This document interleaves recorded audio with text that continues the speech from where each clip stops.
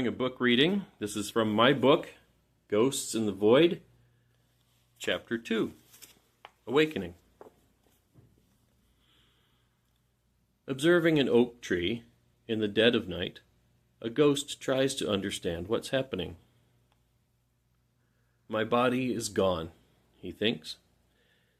It's disturbing to me that I don't know where it lies. There is no one else around. In this almost silent landscape, I am alone.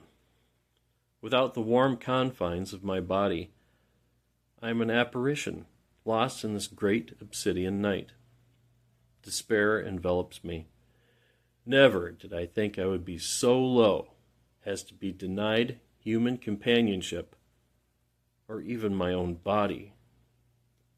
In ghostly form, that of a man, I stare at this great wonder of nature. The oak is tall and strong, with leaves abounding, yet it is covered in ice. A few shooting stars dart across the heavens. Looking out across the horizon, I see a thin blue line of sky. There is hope. The sun slowly rises. Although faint, it appears to be dawn. So long as the sun still rises, there is a chance things can get better. The sunlight brings some color to the atmosphere above. Yet something is amiss. Although I wait many hours, the day never achieves the splendor of earth filled with color. Instead, the brightest time still provides nothing more than the light of dusk. Pale dusk at that. In this twilight, I can still see the faint glow of distant stars and the occasional flare of a shooting star etching fleeting lines of color above. What has happened to Earth's atmosphere? I look around me. Taking in his surroundings, a look of concern comes across his face. I'm in a park. A film of ice covers the ground. It's so cold, but there's no snow. Terror grips me. This terrible loneliness and frozen land may not be the worst of what's to come. People are afraid of ghosts and what trouble they may bring. But whoever considered the plight of the ghosts? Who knows what agony they suffer? Could this be hell? Quickly he turns around, looking back into a dark recess of the park. I become aware I am being watched. Some of my senses as a ghost are keener than if I were still in my body. I don't see anyone, but I feel them. I wish to speak, but how? There has to be someone who can help me. I have to find other people. I begin to move. Traveling through the park is odd because I'm not using my legs. It's only by my willpower that I progress. My movement is similar to the speed of walking. If only I could go faster. The gaze of others is still upon me. A feeling of being hunted washes over me. He tries to run, yet moves no faster. Soon he enters a forest, surrounded by great hulks of frozen trees. Their shadows create a tapestry of patterns on the frigid ground. Cold air passes through me. It's an odd sensation. I am neither hot nor cold without my flesh. Still, I feel the crisp air passing through my space. Moving through the trees, the meager sunlight wanes quickly. The patchwork of light on the ground becomes much less a pattern and more that of the blackness of night. What is coming for me? It was easy for me to dismiss ideas of heaven and hell when I was alive. They seemed too implausible.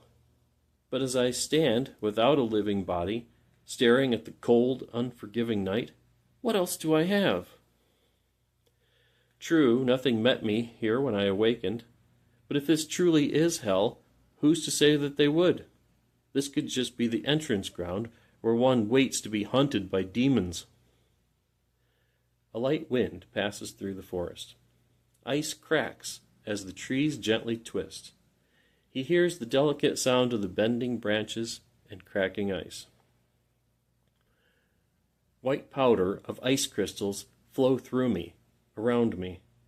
In life, the ice powder would strike my face and melt upon contact. That I have no physical face is appalling to me. I feel that I'm less than nothing. Behind him, there's a crashing sound he cannot identify. Terrified, he moves faster. Entering unknown areas could be a huge mistake. Maybe I should go back to the clearing. No, I've already been spotted. There's no going back. Finding people is my only hope. What's this beneath me? I'm passing over a lake. I would have missed it had I not seen a single stone bridge for pedestrians across a narrow stretch of water. The lake is pure ice. I could hide under the bridge.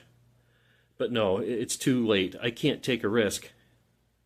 At last, through the trees, I see the outline of a city. Certainly there must be someone in this multitude of high-rises before me. The forest opens to a courtyard, surrounded by a stone wall, with paved walkways and a statue. Quite beautiful, the statue is a symbol of hope.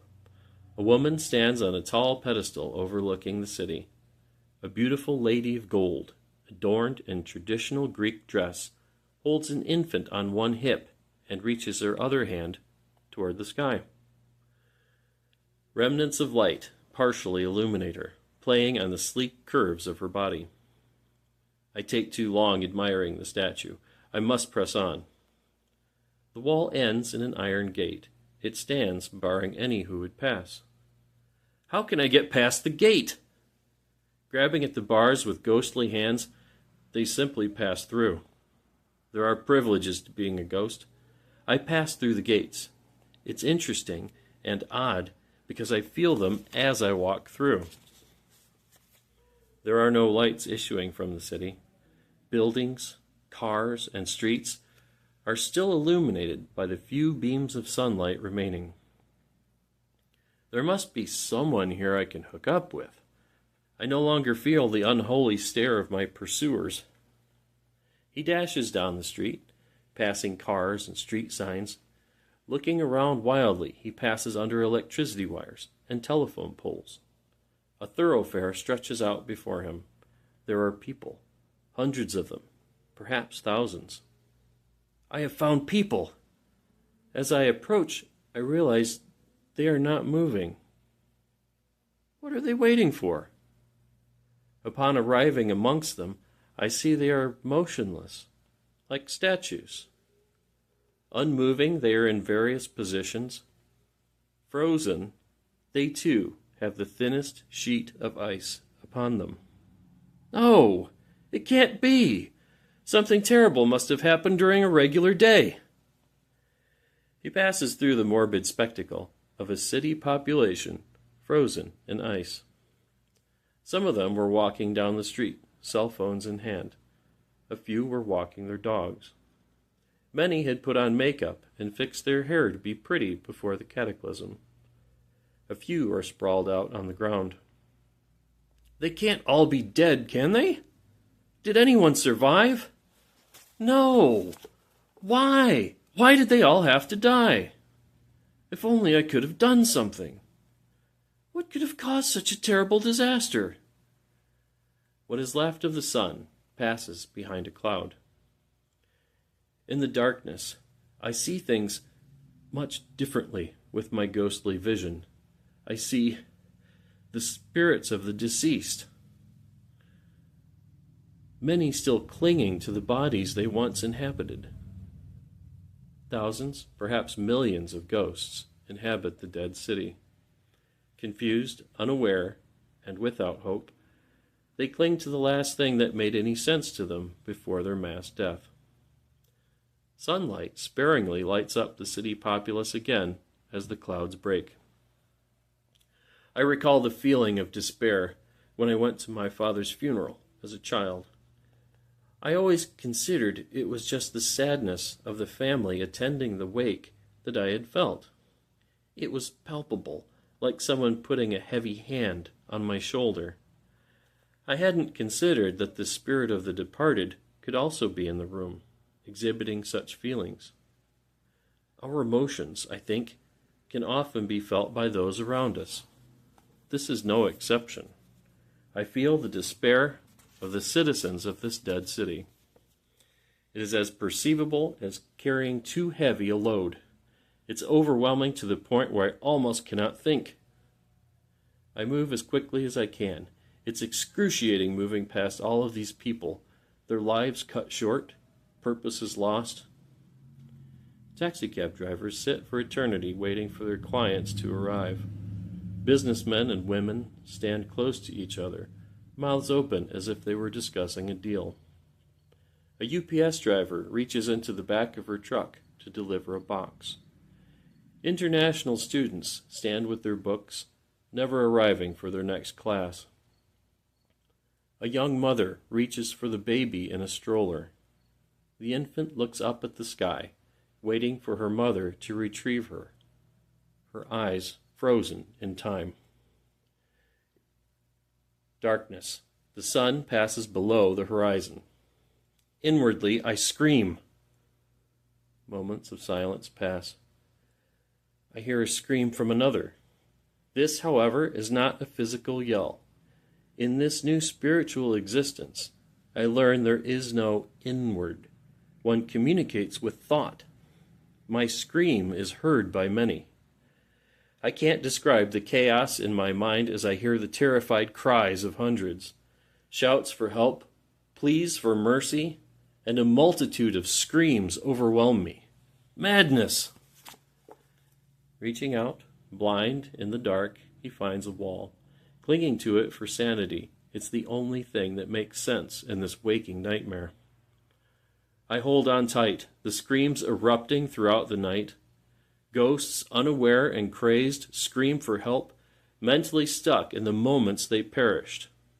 I pray that there will be an end to this chaos, and the sun will come up again. All right, there you have it. Ghosts in the Void, available on Amazon. Thank you.